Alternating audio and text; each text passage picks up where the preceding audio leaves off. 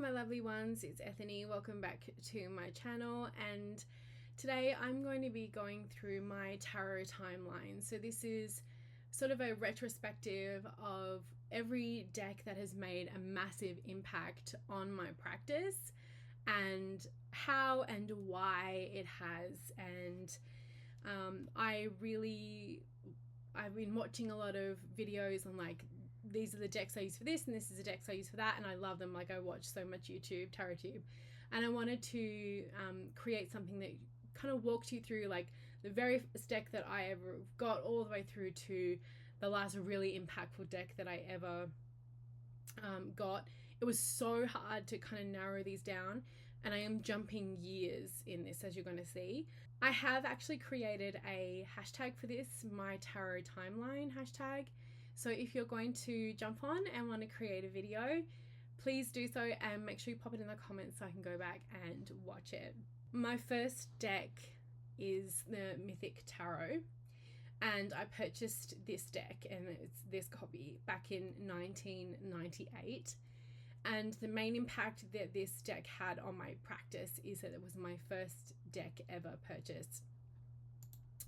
So I was working in a fairy shop in Fremantle, the Pickled Fairies and other myths, and hopefully it's still there.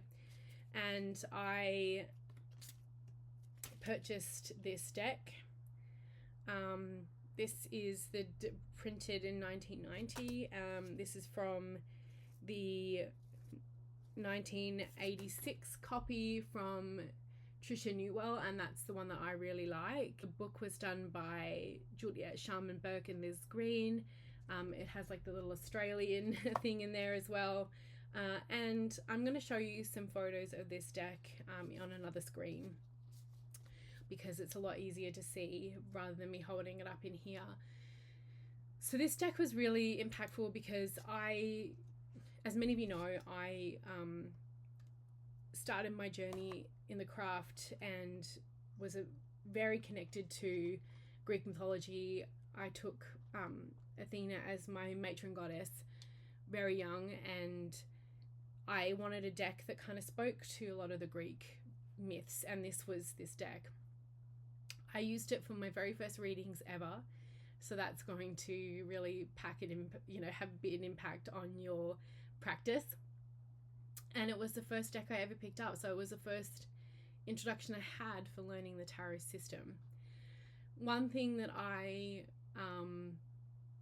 remember very clearly was when I went and got a tarot reading for the first time professionally by another person who ended up being my very first tarot teacher.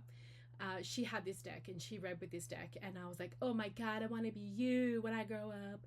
She's so fabulous, and she's still reading tarot to this day, by the way. She is a boss. And I was just like so drawn to everything about this deck. I have the workbook, I have the guidebook, I have everything as well. This set even came with a cloth, which I have somewhere. The reason why I stopped working with this beautiful deck is I actually got stuck on the myths. Like, I was really struggling with the myths attached to the cards, and sometimes it really felt more like the myths were speaking than the actual tarot system itself. So I kind of put it away and stopped working with it, but this deck will always have a huge place in my heart and in my practice, and I will never get rid of it. This version is out of print, and if you find yourself being able to get a hand on this copy without selling a kidney, good luck. But it's one of those things that was very impactful for me, and I will never forget getting that box set when I was young.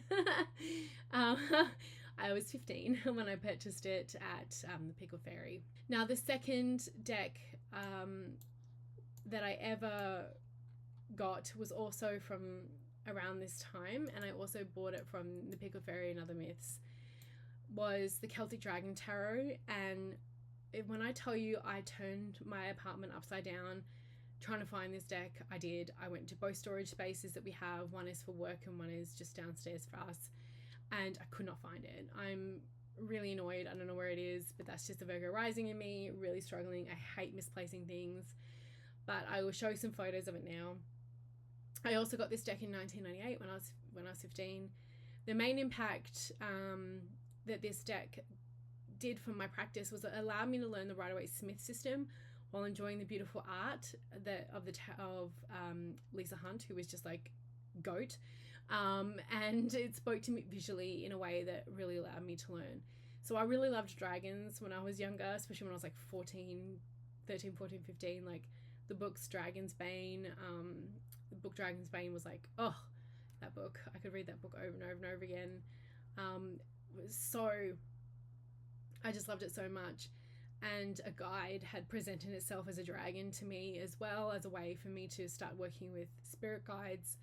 I had heaps of dragon figurines, and I just absolutely love dragons. So this was a big deal for me. This deck actually allowed me to anchor my Rider-Waite-Smith meanings more, and I did readings with family and friends. This does have a couple of changes with the Tower and the Devil card, like Chains is the Devil.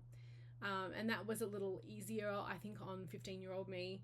But there are like images like the Four of Wands. I can just see it in my mind, and I remember like a specific passage from that about being safety and security, and that was something that I'd never attributed to that card before then. So if I find the deck before I do part 2 of this video where I do the overhead filming, I will definitely put that card in there. But it was a big deal for me. And the only deck in this list I couldn't find, and I went through everything. Now we're going to jump to 2001, so a few years later. Doesn't mean I haven't purchased any decks in that time, but the next deck that really, I just even love holding this deck. It's got so many memories attached to it. And I will never get rid of, like, if once I retire them or I pop them away because I'm starting to work with different decks, I will never get rid of these, especially these decks that mean so much to me. There's so much time and energy and readings have gone into these tools. So this is the Spiral Tarot, and it was wrapped up in this beautiful piece of silk that my friend was she was a fashion designer, and this is one of her prints, and she gave me a bunch of silk scraps, which are not cheap, and I put it in there. And this is the deck. As you can see, she's done lots of readings. She's very scuffed. And this deck was a deck that really got me out of my comfort zone when it came to the art. So the story of this was when I started to do my tarot education with my first official mentor, she brought a bunch of decks for us in our first class to see different styles of the tarot, which I think is just such a really great idea. And we were passing the different decks around, and she had the Spiral Tarot in there, and I was so captivated by the art, even though it is not, I don't think, an art style that like I would necessarily be originally drawn to. And maybe it's the borders on this that might have turned me off. But oh, this deck is so beautiful. And it's smaller too, so if anyone's looking for a deck for like smaller hands, this is definitely a smaller size deck. I fell in love. This was a deck that I could really feel like I could dive into, that I could relate to on so many levels. I have the guidebook. I photocopied every page in that guidebook, and I highlighted the shit out of those pages because I didn't want to highlight the actual book. I would read the guidebook at lunchtimes. I would read for people at work. My gosh, I just absolutely loved it. And this was a deck that brought me out of my comfort zone and really allowed me to tap into my intuitive side. So while I was learning the tarot system in the classes, this artwork really spoke to my intuitive side. So I really got both of those sides of my tarot brain working, and it allowed me to hone those skills, which I'm so grateful for. This deck also was taken with me when I backpacked across Canada in 2007. And yeah, it was just one of those decks that I am just going to be forever in love with this beauty. And I know where I keep her. Unlike my Celtic Dragon, I know what box it's in, but I know where this one is at like all times, and I just absolutely adore it. The next deck is the Morgan Greer Tarot, and I got this in 2006, and I actually got this secondhand on eBay, and I don't know why I didn't just buy the deck new. Maybe you couldn't get it in Australia, I don't know. I was still in Australia at that point, so I've got no clue. But this was a secondhand deck, and I cleansed it, and I just read, I mean, there's so many people with this deck. The main impact of this deck was just the sheer amount of work that this workhorse deck did for me. I just read the shit out of this deck. I would read for clients. I, was teaching at the time as well, tarot, with this. There was just a lot that I did with this deck. And this deck also traveled with me through South America when I went to South America in 2012. So this was in my bag at all times while I was going to many sacred spaces in South America. And it is just one of those decks where I could pick this up. Actually, I could pick any of these up from this video and just read the shit out of it. Like I feel like I know these inside and out, backwards and frontwards. The artwork is like imprinted on my mind, and it is just a really, really stunning one. But this impacted me because of the sheer amount of work this workhorse deck did. This also was the deck that I did a TV spot and I cast a spell for a football team, and this was the deck that I used, and they won that game. Actually, the only game they won that season. So this was like, this deck has done a lot. We have been through a bit with this deck. This would be one of those beautiful life kind of partner decks, was this one. And I got a little baggie that matched the back, and I just love the Morgan Greer. The next deck is the Soma Tarot, and this deck I received I purchased while doing my Soma training. I did my level 1 for Soma consulting in 2005, and I did my level 2 in 2006. And this one is beat up, girl.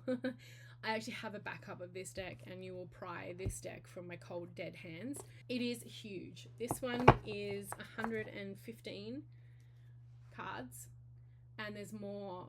I don't know if she stopped doing them. I actually haven't checked out. The last one she did was Archangels, Chemiel and Ariel, and there's no bottle back. So the last few ones don't have anything on the back. The last one that has a bottle back is 112. So this is very specific to me and what I do. You can use this as a tarot deck, absolutely. You can just shuffle and use it. But I use this as a companion to my Soma practice. It is so beautiful. Pamela Matthews has done just such an incredible job with the art. It's just stunning. So I was overjoyed when I heard that the Soma actually had tarot built into the system. So I purchased the deck straight away when in level 1 when I found that out. And it allowed me to travel with my Soma practice. So before I moved, I had the full shelf with all the bottles in it, and I would do readings from my home. And tarot readings and Soma consulting from my home. And when I moved to Canada, I sold it because it was just, trying to get those bottles without smashing in a shipping container was just going to be impossible. But what it allowed me to do is continue on with my Soma practice because of the bottle backs, and because I did my training, I know what these mean. You can get an Soma book and totally learn a lot about Soma. Training is very expensive and it's very hard to do. Like, I tried to even look for like a level 3 here in Canada, and there's nowhere anywhere doing it. So it's very hard to get into. But this way I was able to do my Soma consulting and readings and transportable, and it's fucking beautiful. I I fell in love. Like I said, I will have this deck forever, and you will pry it out of my cold fucking dead hands. And I absolutely love doing the Soma readings, my soul purpose readings with this deck. And it has, since I picked it up in 2005, has never left my side. When I moved, it was in my carry-on. If I ever had to go anywhere long term, it would come with me. It's one of those decks that it is just like my sidekick. And my tarot decks may change sometimes. I might be really feeling a seasonal flavor here or a seasonal flavor there, or really fall in love with something new. But this was just, oh, this deck is like forever with me. That if I just had this or a Soma tarot and one of these tarot decks, I'd be set. Like I could do whatever. So this has impacted my life more than I think nearly any other deck has on the whole. But these have all really like made an impact. But I love this deck so much. And if you do end up finding a copy of it, treasure it. If you do, the bottle back ones are very, very expensive. So, you know, please don't feel like this is me going out saying you need to get a bottle back one. You don't. But it's just something that means so much to me. The next deck is another one you will pry from my cold dead hands, the Dualcraft Tarot. I have talked about this tarot for like fucking ever. No surprises here. If any tarot deck was probably going to go with me right now with the Soma, it would be this deck. I've almost written probably a whole book just talking about how much I fucking love this deck. I won this deck at a raffle, and my friend opened her second location of her metaphysical store, and she had a raffle, and I won it. I was like gooped. And I absolutely adore this deck. Everything about this deck for me speaks to a soul level, and it is gorgeous. I love the big book. I have a secondary copy of this deck, just the deck without the big book, just in case, you know, anything happens to this baby. I read with this deck to this very day. It sits on my altar for working space. I got this and first time I ever edged the main impact, you know, I ever cut the corners of a deck, and that was, you know, sheerly terrifying and took so much work. Like you do one and you're like, oh yeah, now I've got 77 more to do. My Gemini mind is like, that's too much. And there is a print error, like as you can see the little line there, the borders on some of the backs don't line up, but I don't give a shit. I think it makes this even more special. I even edged the deck in like a copper, and I've read with it so much it's worn. It's just a home deck for me. I feel like I put so much of myself into, well, maybe not so much of myself, but like I've read so much with this. I just know this so inside out. She gets me. So it stayed with me for a very long time. It's had longevity, and it's always been a favorite of mine, and has been on my altar probably since I received it. Okay, the next deck that has made a massive impact on me is the Liminal Tarot by Penelope Klein.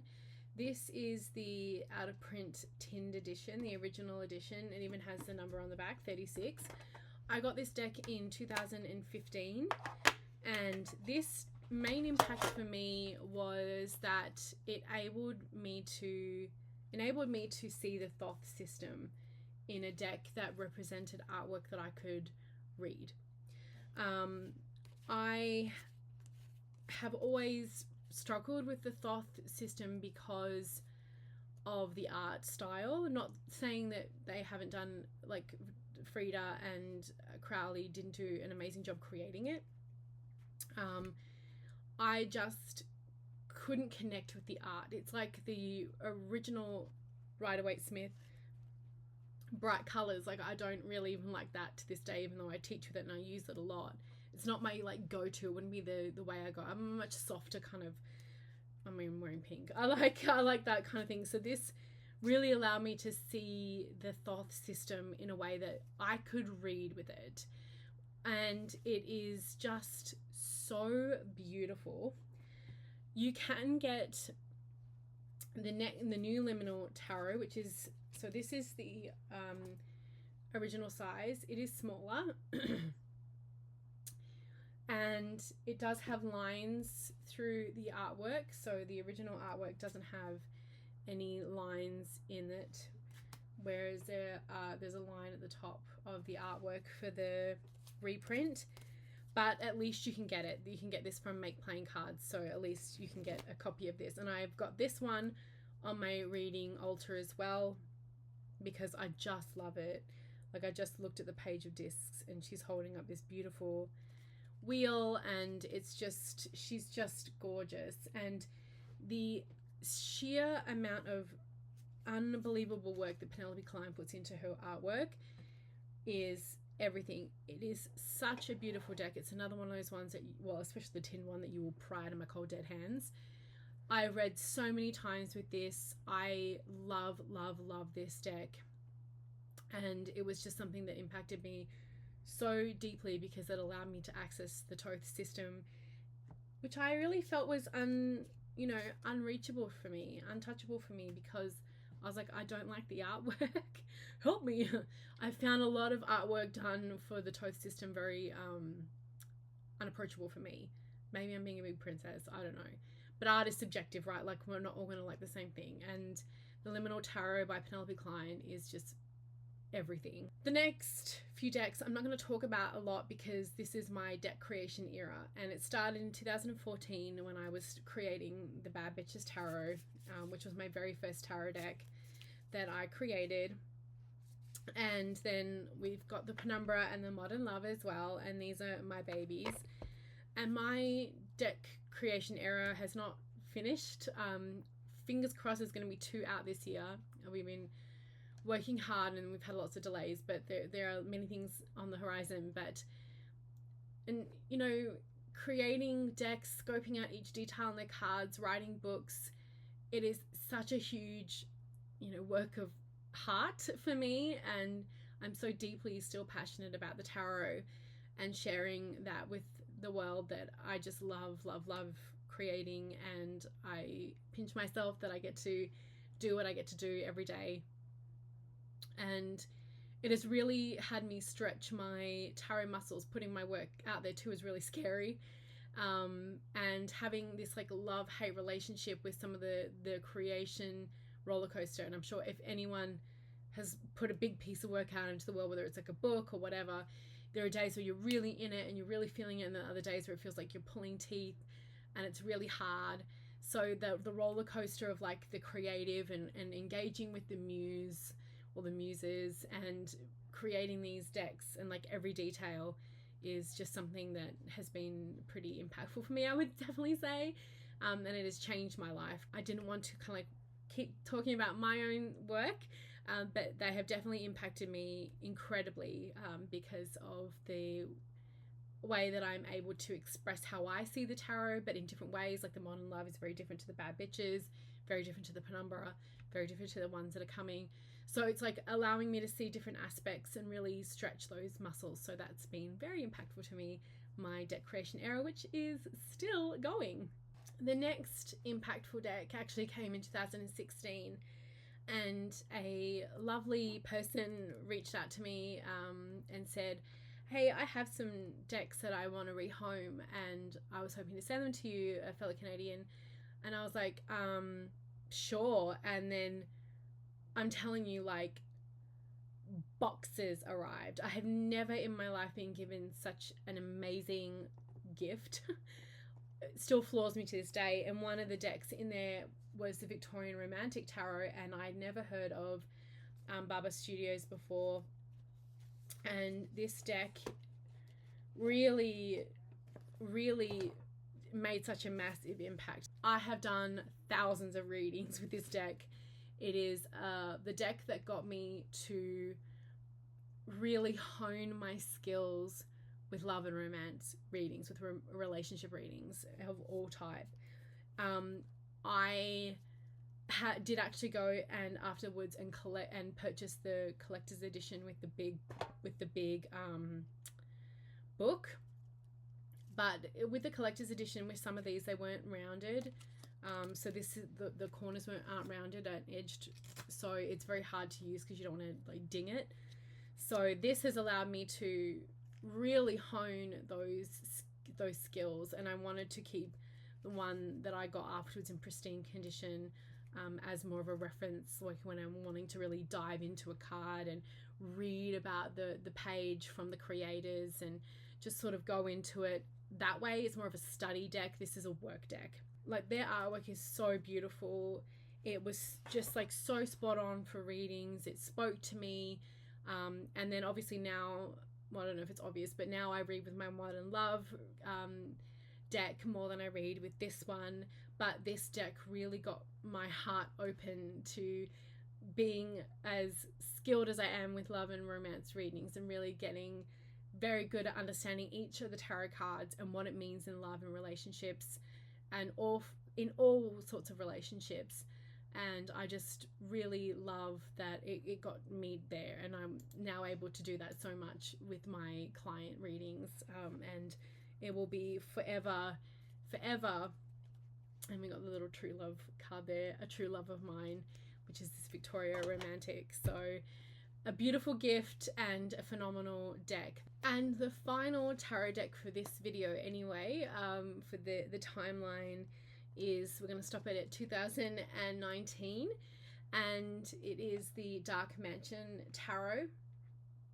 And this was so impactful that my sister, my older sister, fell in love with it, so got her a copy, and I also went back and bought the limited edition. So the main impact for this deck was just so profound that, you know, while some people may not like the styling in this deck, for me, I have such an emotional attachment to this deck, because this is an inner child deck for me. So my childhood, I mean, there's a lot to unpack there, but I have always been able to see spirit. I have always been able to, deeply empathic, so would pick up everything, didn't know how to control it until later on. I was always the strange kid talking to spirits and fairies. I've gone into like how I gave myself the name Ethony, and drawn to magical things all the time. And this deck for me feels like a love letter to my inner child. I was afraid of spirit as a child a lot of the time too, because of the way that spirit would show itself to me. But this Tim Burton-esque kind of cartoony box trolls, stop-start animation of some of the movies that I love so much. You know, the original Addams Family movies, not the original TV show, but the movies, with the one and only Angelica Houston, although I think Wednesday was so good. You know, all those things from my childhood that I really loved, that I was into, witches and wizards and magical things that not many of the kids that I was around at school had any interest in. You know, in Australia, certainly in the 80s and early 90s, it's like, if you're not a sporting kid, if you're not a kid who likes football, like Australian rules football, or you aren't into netball, which is a big deal there, you know, it was very difficult. And I loved netball, actually. It was very competitive, but I was not the best. I've had a lot of autoimmune diseases growing up, and I'm not a runner, and like sports day, I was like, just fucking let me hide. Like, I wanted to be in a magical world. I wanted to be in the Dark Crystal. I wanted to be in the Labyrinth, one of my favorite movies to this day. And this is what this feels like to me. It is a love letter to my inner child. I have brought this deck out every season that I have. It has now kind of been a little bit replaced with just because I want to get to know it, the Slavic Legends Tarot. It still has, it's still a beautiful place in my world, the Dark Mansion. But the details, I just want to get lost in it. But this is the love letter to my inner child, that if I had this as like a kid, I never would have, like, I found my way anyway, but it's just like, if I want to do inner child work, I'm going to grab this deck. It is just such a love letter. So those are my timeline from my very first deck in 1998 all the way through to 2019, the decks that have really like blown my world up, and in a good way, like really shone the light on my world. And there are many others, but these were the ones when I was like sitting there thinking, if I had to pick the decks that really changed my life in a tarot way, what would they be? And those are it. So if you do want to join, the tag is My Tarot Timeline, to follow along as well if other people do this. And this is just like the decks from the very first time you received a deck to like now or a few years ago, what ones have really impacted your practice and really impacted your life. I hope you enjoyed a little bit more of the personal style of this video, and thanks so much for watching. And if you could give this a thumbs up and a little comment, it really helps my channel out, and it only takes 2 seconds. Thank you so much again.